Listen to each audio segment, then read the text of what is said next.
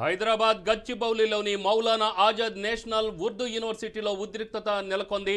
తమకు నాణ్యమైన ఆహారం పెట్టట్లేదని విద్యార్థులు ఆందోళనకు దిగారు. ఆహారంలో దుర్వాసన వస్తుందని ఆవేదన వ్యక్తం చేశారు. హాస్టల్ యూనివర్సిటీ యాజమాన్యానికి ఫిర్యాదు చేసినా పట్టించుకోవట్లేదని వారు ఆరోపించారు. దీంతో తాము నిరాహార దీక్షకు దిగామని విద్యార్థులు చెప్తున్నారు.